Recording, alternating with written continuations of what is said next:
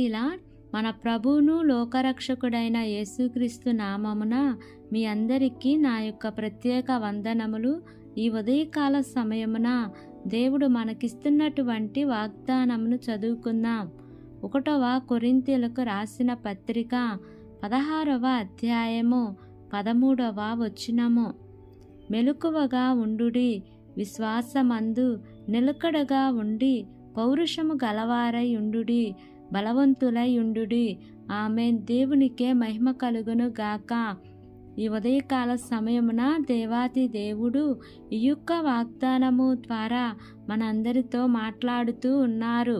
ఈ యొక్క వాక్యమును మనం జ్ఞాపకం చేసుకుంటే, విశ్వాసమందు నిలకడగా ఉండుడి అని దేవుడు చెప్తూ ఉన్నారు. ఈ ఆత్మీయ జీవితంలో విశ్వాసమందు నిలకడగా నిలబడాలి. అలా నిలబడినప్పుడే మన విశ్వాస జీవితంలో దేవుని యొక్క హస్తాన్ని, దేవుని యొక్క కార్యములను మనము అనుభవిస్తాము. మనము విశ్వాస జీవితంలో ప్రయాణం చేస్తూ ఉన్నప్పుడు మనము మానవ దృక్పథముతో, మనము మానవ రీత్యా ఏది కూడా ఆలోచించటానికి వీలు లేదు. ఈ విశ్వాస యాత్రలో మన ప్రతి పరిస్థితిని దేవుని దృష్టితో ఆలోచన చేయాలి. దేవునికి అనుకూలమైనది ఆయన తలంపు ప్రకారముగా మనం ఆలోచన చేయగలిగితే, తప్పకుండా విశ్వాసంలో స్థిరులుగా నిలబడితే దేవుని యొక్క కార్యములను చూడగలుగుతాం. బైబిల్ గ్రంథంలో ఇశ్రాయేలు ప్రజలు యెరికో గోడలు దాటి వెళ్ళాలి. ఆ యెరికో గోడలు చాలా బలమైన గోడలు. ఆ యెరికో గోడలు కూలిపోయే గోడలు కాదు.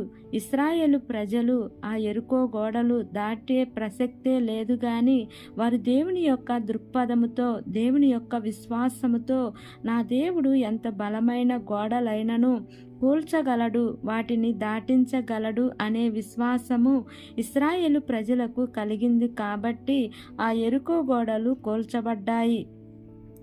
అలాగే ఎర్ర సముద్రము కూడా వారి ముందు ఉంటే ఇశ్రాయేలు ప్రజలు అనుకున్నారు, ఆ ఎర్ర సముద్రంలో కూడా దేవుడు రహదారిని ఏర్పాటు చేస్తాడు అనే విశ్వాసము వారికి కలిగింది. కాబట్టి వారు ఎర్ర సముద్రాన్ని వారు దాటగలిగినారు.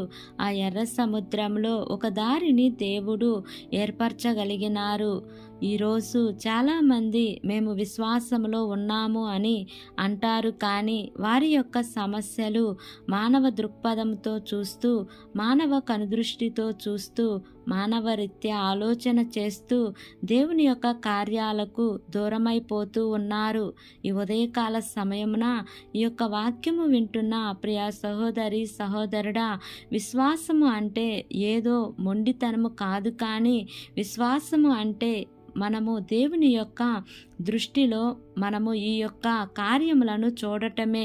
నా దేవుడు సమస్తాన్ని చేయగలడు అని నీవు విశ్వసించగలిగితే దేవుడు నీ జీవితంలో గొప్ప గొప్ప కార్యములను నీవు చూడగలుగుతావు. కాబట్టి ఈ వాగ్దానమును నమ్మి ఈ వాగ్దానం ప్రకారంగా జీవిద్దాం. దేవుడి వాగ్దానము మనందరి జీవితములలో నెరవేర్చబడును గాక. ఆమేన్. ప్రార్థన చేసుకుందాం. ప్రేమ కలిగిన యేసయ్యా, కృప కలిగిన దేవా, నీకు వందనాలు తండ్రి. నీకు స్తోత్రములు ప్రభువా. ఇంతవరకు నీ కృపలో మమ్మల్ని కాచి కాపాడిన విధానాన్ని బట్టి నీకు వందనాలు తండ్రి. ఈ ఉదయకాల సమయమున మీరు మాకు ఇచ్చినటువంటి ఇటు వాగ్దానాన్ని బట్టి నీకు వందనాలు ప్రభువా.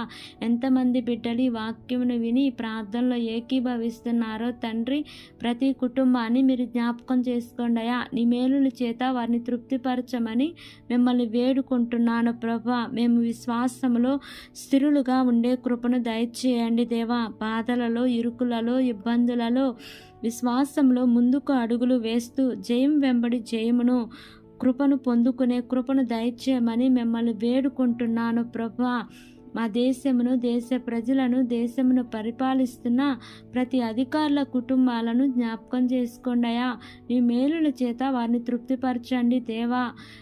నూతనంగా ప్రారంభిస్తున్న ప్రతి కార్యక్రమంలో యేసయ్యా మీరు ముందుండి నడిపించండి దేవా. ఏ కుటుంబంలో అయితే శాంతి, సమాధానము, నెమ్మది లేక జీవిస్తున్నారో తండ్రి, అట్టి కుటుంబాలలో నీ యొక్క శాంతిని, సమాధానమును, నెమ్మదిని, నీ యొక్క ఆశీర్వాదాలను నా ప్రభా కుమ్మరించమని మిమ్మల్ని వేడుకుంటున్నాను ప్రభా.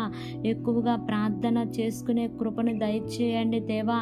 అయా మెలకు కలిగి నాయన నిన్ను స్తుతిస్తూ, నిన్ను ఆరాధిస్తూ, నిన్ను మహిమపరిచే బిడ్డలుగా చేయమని మిమ్మల్ని వేడుకుంటున్నాను ప్రభా. అయా ప్రార్థన ప్రతి పరిస్థితిని మారుస్తుంది కదా తండ్రి.